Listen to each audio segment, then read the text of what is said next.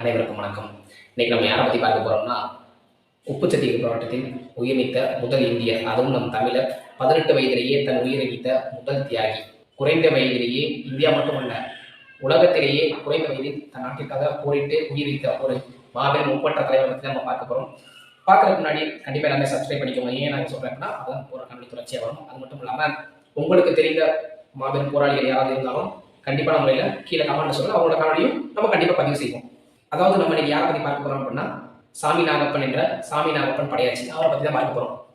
அவர் பார்த்தீங்க அப்படின்னா மயிலாடுதுறை மாவட்டம் அருகில ஒரு ஊர்ல பிறந்திருக்காரு. 1891 பிறந்திருக்காப்ல.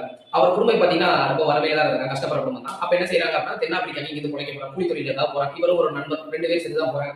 அப்ப தென்னாப்பிரிக்கா போய் கூலி தொழிலாளி வேலை பார்க்குறாங்க. அப்ப பார்த்தீங்கன்னா அந்த தென்னாப்பிரிக்காவோட அரசாங்கம் என்ன செய்யுது அப்படின்னா, இப்போ இந்தியாவில இருந்து வர்றாங்க சரி, எந்த ஒரு நாட்டில் வந்தாலும் அங்க வந்து தென்னாப்பிரிக்கா வந்து தன்னோட குடியுரிமையை மாத்திக்கணும். அதாவது நான் வந்து தென்னாப்பிரிக்கா தான் அப்படின்ற மாதிரி மாத்திக்கணும்.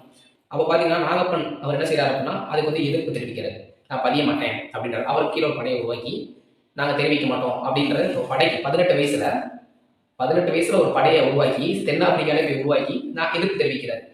இதை பார்த்த தென்னாப்பிரிக்கா அரசாங்கம் என்ன செய்யுது அப்படின்னா, இவரை வந்து வான் பண்றாங்க, அடிக்கிறாங்க. அப்போ வந்து 1909 சத்தியகிரக போராட்டம், இதுதான் வந்து இந்தியாவிலேயே முதல் சத்தியகிரக போராட்டம். அந்த போராட்டத்துல தலைவர் நாகப்பன் படையாச்சி அவர்கள் கலந்து கொள்றாரு. இதனால வந்து கைது செய்யப்பட்டு சிறையில் அடிக்கிறாங்க.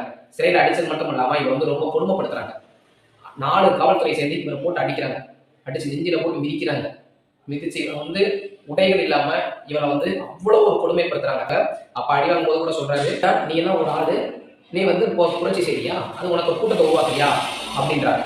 அப்ப அவரும் சொல்றாரு, இந்த கூட்டம் வந்து எனக்காக உருவாக்கல, என் நாட்டுக்காக உருவாக்கியிருக்கேன். என் உயிரே போனாலும் பரவாயில்ல, நான் கடைசி வரை புரட்சி செய்வேன், போராடுவேன் அப்படிங்க. அப்போ கோபமுற்றவங்க காவல் நிலையத்தில் அவர் போட்டு அடிக்கிறாங்க. அடித்தது மட்டும் இல்லாமல் 26 கிலோமீட்டர் நடந்தே கொண்டு வந்து ஒரு சிறை முகாமில் அவர் வந்து மறுபடியும் வந்து அடைக்கிறாங்க. அங்கே வச்சு அடிக்கிறாங்க. அங்கே ஒரு காவலர் என்ன செய்யறாரு அப்படின்னா, ஏண்டா சின்ன பையனே, நீ என்னமா புரட்சி செய்வ, உனக்கு எவ்வளோ தைரியம் இருக்கும் அப்படின்னு மிரட்டுறாரு. அந்த வேதனையிலையும் அந்த ரத்தம் சுட்ட ஓடுது. அந்த வேதனையில சொல்றாரு, என் உயிரே போனாலும் என் நாட்டுக்காக போட்டோம், இதெல்லாம் நான் அஞ்ச மாட்டேன் அப்படிங்கிற. அப்போ கோபமுற்ற காவலாளி வந்து அவரை கொடுமைப்படுத்துறாரு, நெஞ்சிலே போட்டு மிதிக்கிறார். இதனால பார்த்தீங்கன்னா அவருக்கு வந்து இதயத்தில் வந்து ரொம்ப பிரச்சனை ஆயிருது. பின் இவர் பார்த்தீங்கன்னா 1909 ஜூன் 30 விடுதலை ஆகிறாரு. ஏன்னா அது நம்ம காவல்துறை ரொம்ப அடித்திருக்காங்க, உடம்பு ரொம்ப முடியாமல் இருக்காரு. அவங்க அடிக்க பார்த்தீங்கன்னா இலை செயலிழப்பு, நுரையீரல் பாதிப்பு அப்படின்ற நோயெல்லாம் வந்து இவர் வந்து திரும்ப தாக்குது. அதனால இறக்கையும் செய்கிறாரு. இறந்ததுக்கு அப்புறம் பார்த்தீங்கன்னா இவரோட இறப்பு வந்து ஒரு சாதாரணமாக இல்லை. ஏன்னா இவரோட இறப்பை வந்து யாருக்கு தெரியுதோ இல்லையோ, கலைஞர் கருணாநிதி அவர்களுக்கு நன்றாக தெரியும்.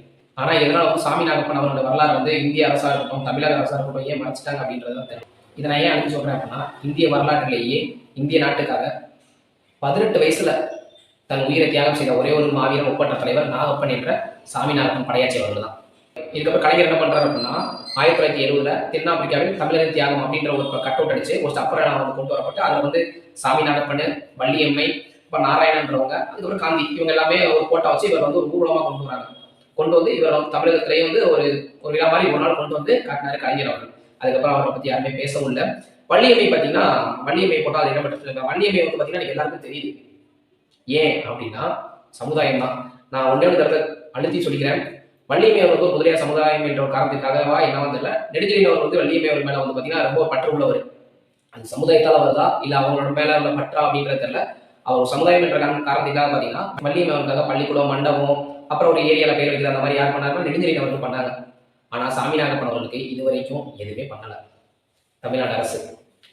அதனால இதை நான் ஏன் இன்னொரு நான் தெளிவாக கூறுறேன் அப்படின்னா, தமிழ்நாடு அரசுக்கு கண்டிப்பான முறையில் அவருக்கு சார்ந்த சமுதாயமாக இருக்கட்டும், இந்தியாவில் அவருக்கு சார்ந்த சமுதாயமாக இருக்கட்டும், இல்லை தமிழகத்துக்காக போராடுறேன் அப்படின்றவங்க கண்டிப்பான முறையில் சாமி நாகப்பன் அவரோட வரலாறு இந்திய அரசுக்கு மட்டுமல்ல தமிழ்நாடு அரசுக்கும் தெரிவித்து அவருக்காக மயிலாடுதுறை மாவட்டத்திலேயாவது ஒரு சிலை நிறுவனம் அப்படின்றத இந்த காணொலி மூலியமா உங்களுக்கு சொல்லி.